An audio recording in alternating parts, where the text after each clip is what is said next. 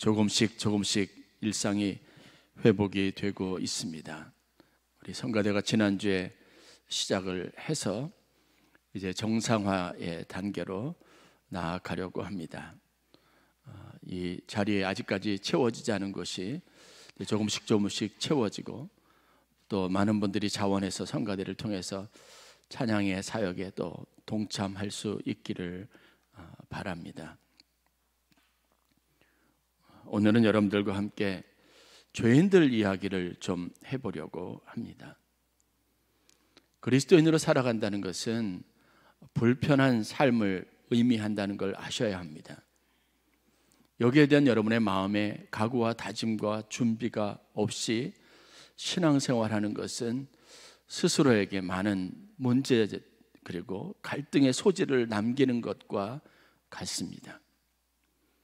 예수님이 이 땅에 오셔서 제일 많은 관심을 기울인 것이 무엇이냐면 죄인들을 찾아서 구원하기 위한 것입니다. 세상 사람들이 별반 관심에 두지 않는 사람들의 친구가 되어 주시기 위한 목적을 가지셨습니다. 그리고 우리에게 그런 예수님의 삶을 닮으라고 말씀하십니다. 우리는 늘 정서적 그리고 감정적으로 편안하고 그리고 평온한 상태를 유지하기를 바라고 좋은 사람들과 함께 어울려서 교제하는 것을 희망합니다. 그런데 주님의 부르심은 늘 언제나 낮은 것, 우리가 다소 불편하고 어색하고 별로 원하지 않는 사람들과의 교제를 하라고 명령하십니다. 예수님께서 누가복음 5장에 보면 세관에서 세리 업무를 맡아 하던 마태를 찾아가서 그를 제자로 부르신 사건이 기록이 되어져 있습니다. 예수님의 초기 사역이니까 메시아의 오심에 대한 사람들의 기대와 그리고 모든 희망이 예수님에게 시선이 쏠려 있었던 상황이었습니다. 그런데 예수님은 사람들이 바라는 대로 그렇게 거룩하고 영광스러운 곳에 가지 않고 자꾸 사람들의 비위에 거스리고 사람들의 마음속에 불편한 장소에 집중되는 것을 보았습니다. 바리새인들이 이것에 대해서 수군거리고 비난하는 이야기가 있었습니다. 그때 예수님께서는 메시아로 오셨던 자신의 삶에 대해서 분명하게 다음과 같이 정의하시면서 말씀하셨습니다. 내가 의인을 부르러 온 것이 아니요 죄인을 부르러 그리고 찾아서 구원하려 회개시키러 왔노라라고 말씀하신 겁니다. 건강한 자에게는 의사가 쓸데없고 병든 자에게야 쓸데있다고 말씀하시면서 이어진 말씀이었습니다. 사람들은 자기가 별반 관계없는 사람이나 아니면 그렇게 썩 사회에 건강하고 좋은 이미지를 갖지 않는 사람들을 피하려고 하는 모습을 갖습니다.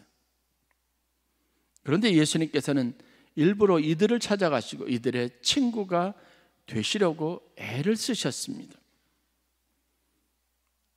그것은 목적이 있기 때문이라는 겁니다. 제가 오늘 여러분들에게 죄인들 이야기를 하면서 말씀을 드리는 이유도 그렇습니다. 우리는 우리의 성향이나 기질을 따라 살아가는 사람들이 아니라 하나님의 거룩한 부르심의 목적에 집중할 수 있는 성도들이 되어야 합니다. 그래야 우리가 하나님의 자녀로서 스스로 뿌듯함을 가질 수 있고 내가 살아가는 삶에 대한 만족감, 보람을 느낄 수 있기 때문에 그렇습니다. 예수님은 아이러니하게도 우리에게도 이런 삶을 살라고 요청하고 있습니다.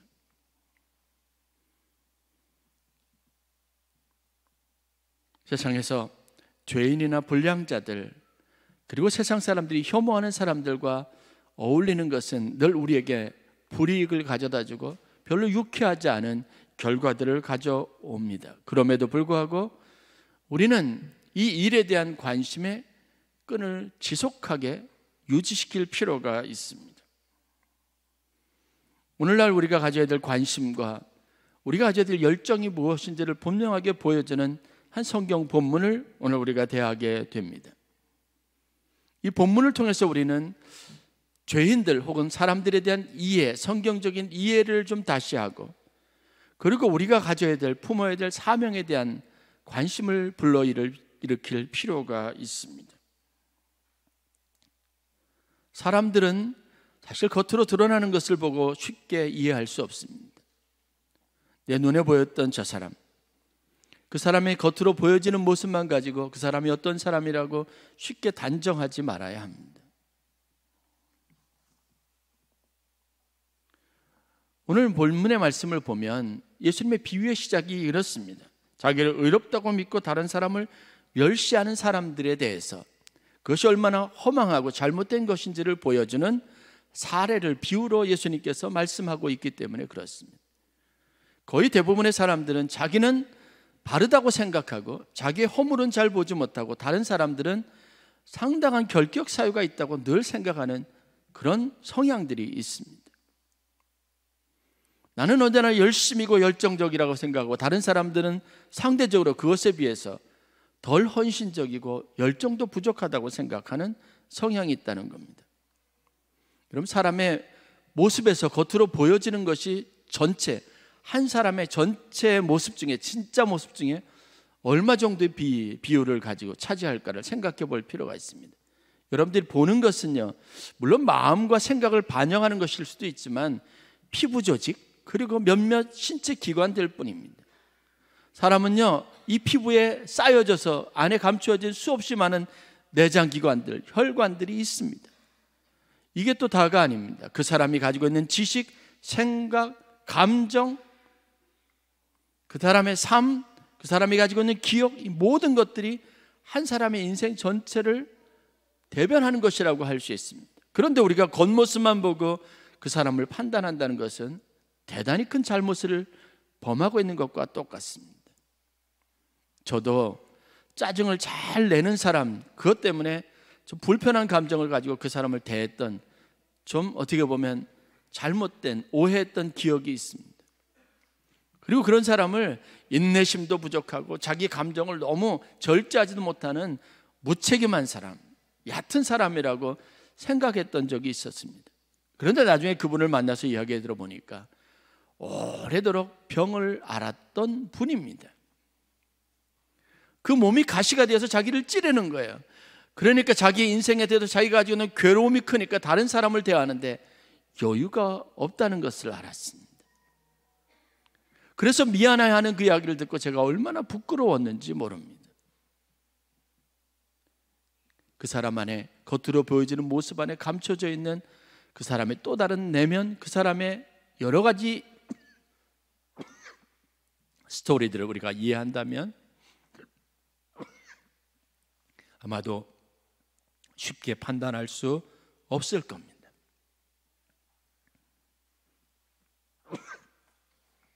여러분, 주님의 마음, 주님이 가지셨던 태도를 우리의 신앙의 한 중요한 부분으로 삼아야 될 이유가 바로 여기에 있습니다. 주님이 하셨던 노력은 우리를 피상적으로 보지 않는 것으로부터 시작된 겁니다. 항상 모든 사람을 대하든지 그들의 마음의 깊은 곳에 숨겨져 있는 문제들을 보려고 하신 겁니다. 우리가 죄인이 아니야 하나님 앞에 의로운 자로, 하나님의 구속함을 받고 은총을 받는 사람으로 설 수 있었던 이유도 바로 거기에 있습니다. 내 형편과 사정을 아시기 때문에 그렇습니다. 오늘 우리가 익숙하게 품어야 될 것은 바로 주님이 우리를, 사람들을 보시면서 가지셨던 이러한 방식의 태도입니다. 겉으로 보여지는 모습에 집착하지 않고 그 사람 안에 감춰져 있는 깊은 아픔과 고통의 문제를 바라볼 수 있는 이 태도가 우리에게도 있어야 합니다.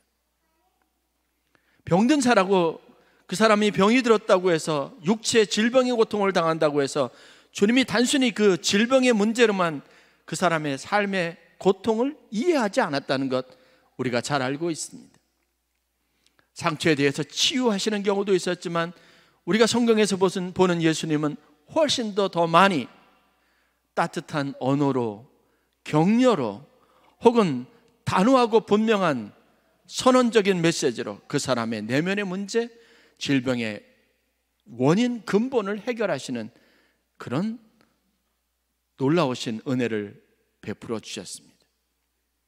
일어나 내 상을 들고 걸어가라고 하는 말씀도 있었지만, 그러나 내가 죄 사함을 받았느니라고 하는 말씀하시는 것도 조금 더 주저앉고 하셨다고 하는 사실들을 발견하게 됩니다. 예수님이 공생의 기간 동안 하신 일을 보십시오. 예수님이 보셨던 마음, 예수님이 가시셨던 기준, 사람을 대하는 태도, 그가 삶을 통해서 하시고자 했던 모든 일들은 이러한 모든 것들을 다 반영하는 겁니다. 그러므로 사람에 대한 좀 더 넓은 차원의 이해를 가지고 여러분의 사역과 삶을 다시 한번 정리해 볼 수 있는 시간이 되실 수 있기를 바랍니다. 여러분들이 좀 더 성숙한 태도를 가지고 신앙생활을 하실 수 있기를 바랍니다. 예수님은 자신의 독특한 시선으로 사람들의 삶을 보고 사람들의 마음을 헤아렸습니다. 자기의 기준이 아니라 그 사람을 위해서 내가 무엇을 해야 할까, 항상 그 일에 깊은 관심을 가지셨다는 겁니다. 여러분들도 신앙생활하면서 이런 마음의 변화가 일어날 수 있기를 주의 이름으로 간절히 축원합니다. 자꾸 낙심하고 마음의 상처를 쉽게 받는 신앙인이 아니라, 내가 존재해서 내가 좀 애쓰고 노력하고 기도해서 다른 사람들의 삶 속에 이런 회복이 일어나고 위로가 되는 그런 삶을 살아가실 수 있기를 바랍니다. 저는 오늘 여러분들과 함께 이런 차원에서 인간 이해의 바탕을 두고 중요한 두 가지 교훈들을 함께 나누어 보려고 합니다. 첫 번째는 우리가 모두 죄인이라고 하는 의식을 가져야 한다고 말씀드리고 싶습니다. 사람은요, 다 죄인입니다. 어느 정도 성숙한 사람이 있고 어느 정도 도덕적인 사람이 있을 정도의 차이는 있을 뿐, 여러분, 저나 여러분이나 모두 죄인이라고 하는 고백에 기초한 삶을 살아갈 수 있기를 주의 이름으로 간절히 축원합니다. 이것은 바로 우리 자신을 위해서 유익한 선언이고 고백입니다. 왜냐하면 이 고백 위에 하나님의 은혜가 임하기 때문에 그렇습니다. 그것은 우리의 재산이 많고 적음, 우리가 가지고 있는 어떤 삶에 대한 애착이나 열정, 이것과는 상관없이 우리의 본질이 죄인이라고 하는 것에 뿌리를 두고 있습니다. 모든 사람이 죄를 범하였으며 하나님의 영광에 이르지 못하였다고 말씀하셨습니다.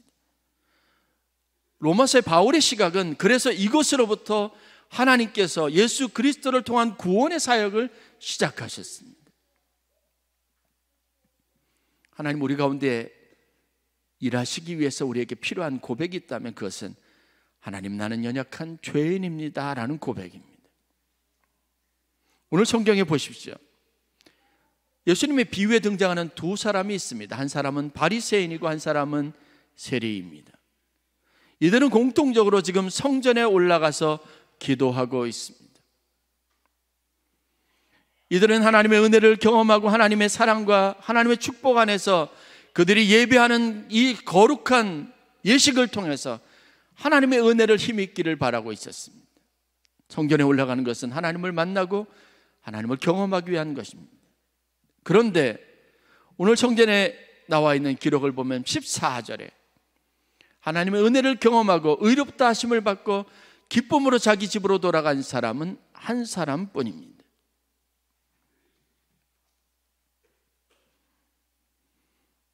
이 두 사람의 차이를 만들어낸 이유가 무엇일까요? 문제는 여기에 있습니다. 한 사람, 즉 세리는 자신의 문제에 집중하고 하나님의 긍휼과 자비를 간절하게 사모하며 그것을 구하는 예배를 드리고 있습니다. 또 다른 한 사람 바리새인은 그 예배의 자리에서 하나님께 집중하지도 자기 자신의 문제에 집중하지도 않았습니다. 지금 자신의 시선은 세리에게 가 있습니다. 그리고 이 세리에 비하면 내가 왜 여기에 있어야 하고 내가 왜 이렇게 기도해야 하는지 의아해하기 시작합니다. 그리고 세례에 비해서 훨씬 더 도덕적이고 훨씬 더 율법의 정신에 잘 부합된 자신의 삶에 대해서 자랑하기 시작합니다. 여러분, 예배는 나와 하나님 사이의 집중을 통해서 우리가 받을 수 있는 삶의 축복인 줄 믿으시기를 바랍니다. 여기에 집중하지 못하고 자꾸 사람들에게 시선이 쏘여지고 우리의 눈이 다른 곳에 가기 시작하면 그곳에 하나님은 없습니다. 존재하지 않습니다. 하나님의 은혜는 임할 공간을 잃어버리게 됩니다.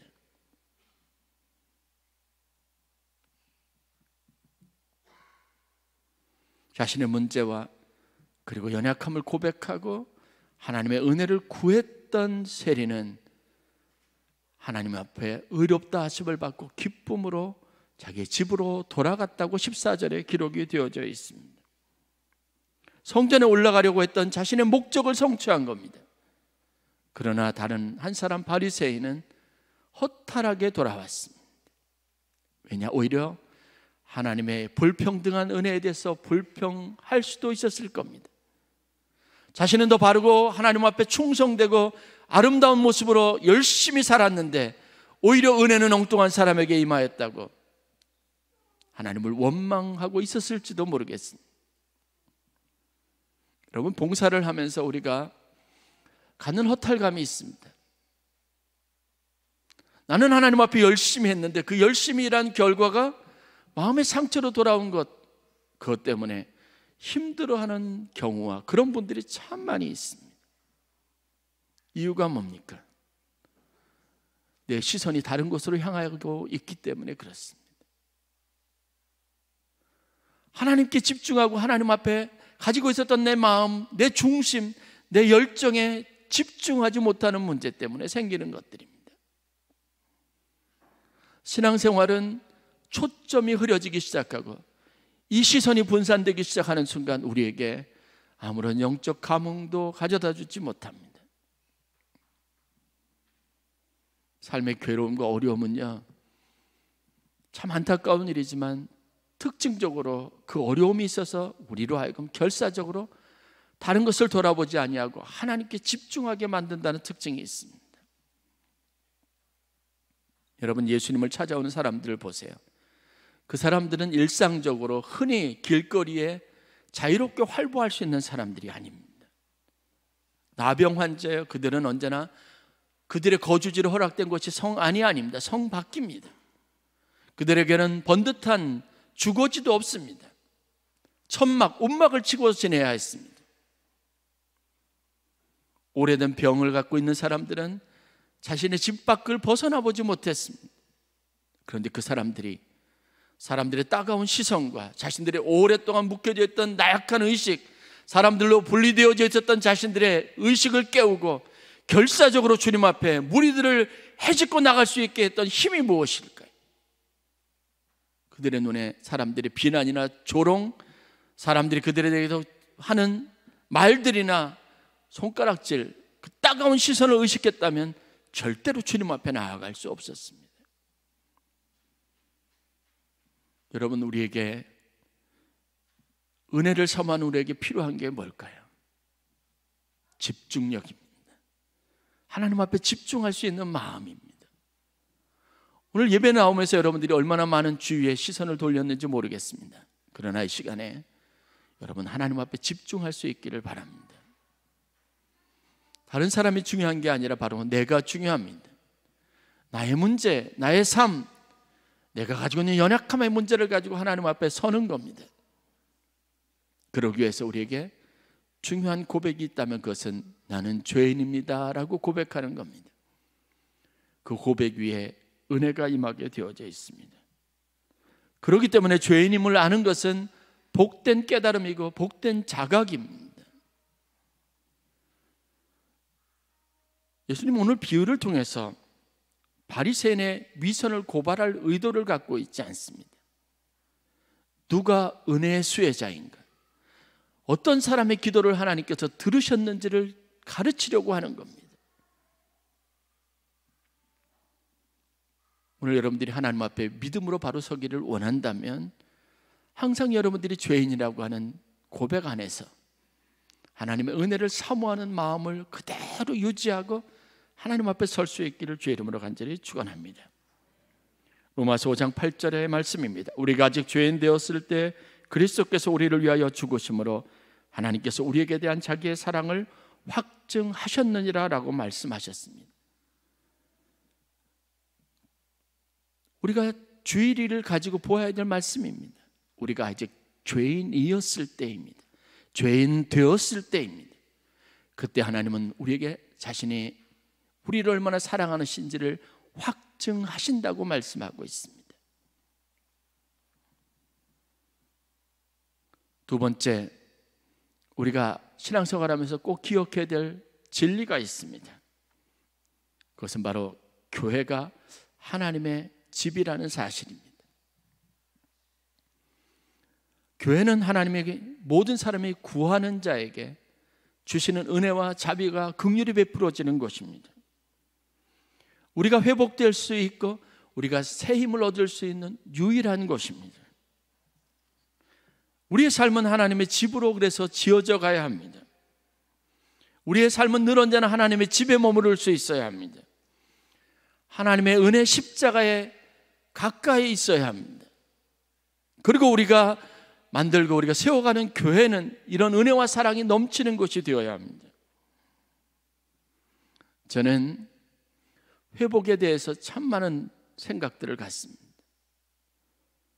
하나님의 교회가 있으니까 상징적으로 여러분 떠났던 사람이 다시 돌아옵니다.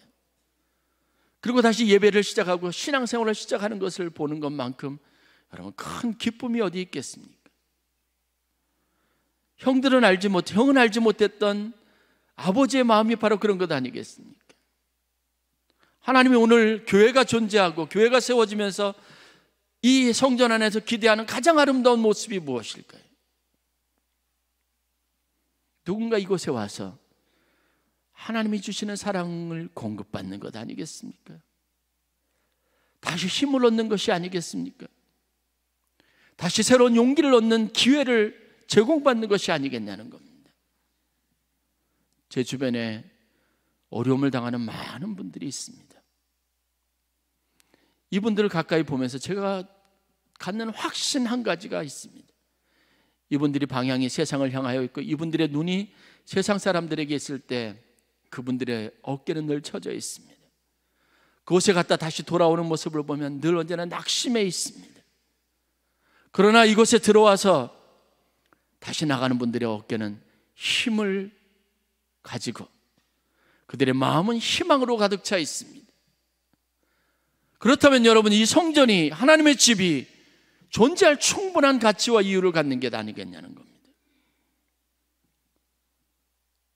이것은 사람들의 삶에 소망을 주는 것으로 놀라운 하나님의 은혜와 생명의 은혜가 넘쳐나는 충분한 가치를 가진 하나님의 집이라는 것을 우리가 인식해야 합니다. 그래서 우리는 하나님의 교회는 이 일들을 위해서 우리가 할 수 있는 모든 것들을 다 할 수 있어야 합니다. 세상의 멸시와 천대 가운데 있던 사람들, 살 소망이 끊어진 사람들에게 새로운 인생의 기회를 제공하는 것이 하나님의 거룩한 몸으로 세워진 교회라면 여러분, 이 교회가 그 몸으로서 기능을 다 할 수 있도록 우리가 보람을 가지고 열심히 섬길 수 있어야 합니다. 오늘 목사님 말씀하신 것처럼 수천만 원짜리 장비를 도둑맞더라도 누군가에게 삶의 희망을 잃어버리고 죽고 싶은 마음을 가진 사람에게 교회는 열려진 공간이어야 하는 겁니다. 저는 제 목회에 많은 보람을 무심코 지나가다가 성전을 찾아와서 기도하는 사람들을 보는 것에서 참 많이 찾습니다. 교회를 더 아름답게 가꾸고 교회 어느 한 요소라도 흐트러지지 않게 하고 사람들이 찾고 싶은 아름다운 공간이 되어야 되겠다고 하는 마음은, 그런 열정은 그것으로부터 생겨납니다. 여러분, 들어 올라오는 계단에 4개의 배너가 쓰여졌습니다. 지나가는 사람들이 누군가 그것을 보고 한번 주의를 환기하고 마음의 새로운 의식, 건강한 생각들을 품었으면 좋겠다는 마음을 가지고 제작하는 겁니다. 계단에 놓여진 꽃들이나 그리고 우리가 만들어 놓은 카페나 그건 세속적인 목적이 아니라, 우리를 과시한 것이 아니라 누군가의 마음에 주의를 환기시키고 우울했던 마음에 소망을 주고, 교회를 늘 부담스럽게 생각하고 한 번도 두려움에 교회 문턱을 밟아보지 못했던 사람들에게 열려진 기회가 되기를 바라는 마음이 있습니다. 아니, 여러분들이 오늘 예배에 오지 않았다면 그 시간 여러분들은 무엇을 하고 있을 것이며 여러분들의 마음은 어떤 것이었을까 한번 생각해 보시길 바랍니다. 지난 몇 주 동안 대청소도 하고 저희들 식당에 열심히, 어제도 페인트 칠을 했습니다. 참 고되고 힘든 일입니다. 그런데 교회가 그렇게 단장되어져서 찾아오고 다시 오는 성도님들이, 2년여 넘게 찾아오지 못했던 성도님들을 맞아주는 그런 좋은 분위기, 환영하는 아름다운 것이 되기를 바라는 마음이 다 담겨져 있습니다. 그래서 수고가 보람 있는 겁니다. 교회를 위해서 우리가 이 건물을 유지하기 위해서 애매한 돈을 쏟아붓는다고 생각하면 여러분, 우리 헌신이 무슨 가치를 가질 수 있겠습니까? 그런 눈에 보이는 그러한 것들이 아니라 이 교회는, 이 건물은 그것보다 훨씬 더 많은 가치를 담고 있습니다. 그래서 우리는 그것을 아까워하지 아니하고 우리가 마음을 다하고 정성을 다해서 이 교회를 외관으로부터 시작해서 이 교회가 이루어지고 있는 모든 영적 환경에 이르기까지 하나님의 거룩한 집으로 세워지기를 바라는 마음과 정성을 다 쏟아붓고 있습니다.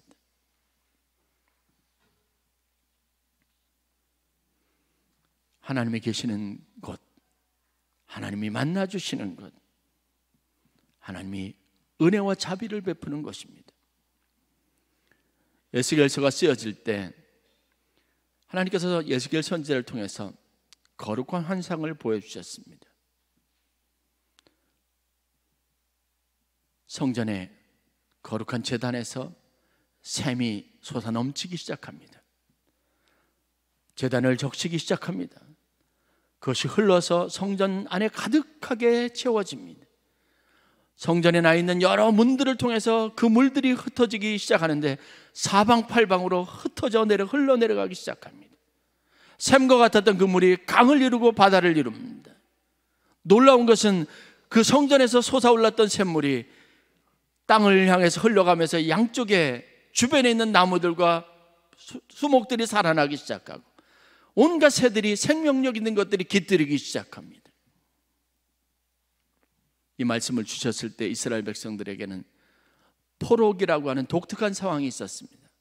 성전이 무너지고 모든 삶의 기반이 무너졌던 때입니다. 성전이 무너지자 그들은 부끄러운, 하나님 앞에 버림받은 백성이라고 하는 자괴감이 들었던 때였습니다. 그러나 하나님은 그들에게 하나님의 성전이 얼마나 중요한지를 다시 환기시켜 주셨습니다. 이곳에서 솟아나는 생명샘이 얼마나 풍성하게 많은 사람들의 삶에, 많은 사람들의 인생에 영향력을 미치는지를 보여주셨습니다. 이 소망을 품고 이스라엘 백성들이 그 무너졌던 예루살렘 성전을 다시 재건했습니다. 오늘 우리가 하나님의 교회를 위해서 일하는 모든 수고들은 단순한 노동이 아니라 거룩한 하나님의 나라를 세워가는 수고입니다. 우리가 심는 하나의 미랄입니다. 하나님의 집으로 이것이 거룩하게 세워져야 합니다. 그러기 위해서 여러분, 하나님의 마음을 갖고 그리스도의 시선으로 세상을 바라보고 성전을 바라보고 이것이 그런 마음으로 기도하는 하나님의 거룩한 처소가 되어야 될 줄로 믿습니다. 오늘 우리에게 필요한 것은요, 단순히 교인의 명분을 갖는 것은 아닙니다. 코로나 이후 우리에게 진정한 회복은, 가치 있는 회복은 무엇일까요? 심령에 다시 살아나는 은혜가 있어야 합니다. 신앙생활은 그냥 할 수도 있습니다. 그러나 신앙생활은 영혼을 향한 뜨거운 사랑과 하나님과 나누는 아름다운 사랑의 이야기, 죄인된 우리 삶 속에 찾아오셔서 우리를 축복하시는 하나님의 거룩한 축복의 시간으로 채워갈 수도 있습니다. 우리에게 필요한 것은 그래서 주님의 마음으로 세상을 바라보고 주님이 주신 심정으로 교회를 위해서 기도하고 우리가 세상에 있는 사람들을 하나님의 거룩한 성전으로 모여들도록 그들을 위해서 우리가 가져야 될 영적인 준비를 갖추는 것에 있습니다. 이 시간 우리가 주님의 마음을 갖기를 위해서 함께 기도하십시다. 빌립보서에 사도 바울은 성도들에게 이렇게 권면합니다. 너희 안에 이 마음을 품으라. 곧 그리스도 예수의 마음이니. 그 마음을 가지고 있을 때 교회는 새로운 생명력을 가질 수 있습니다. 그 마음으로 우리가 변화될 때 우리의 신앙은 전혀 다른 새로운 의미를 가질 수 있습니다. 그 마음을 가지고 세상을 살아갈 때 우리는 참된 하나님이 주시는 사랑과 은혜와 자비로 세상에 가장 부유하고 가장 멋있는 인생을 살아갈 수 있는 축복을 누릴 수 있습니다. 이 마음을 위해서 우리 함께 찬양하시고 간절한 마음으로 이 마음을 주시기를 위해서 함께 기도했으면 좋겠습니다.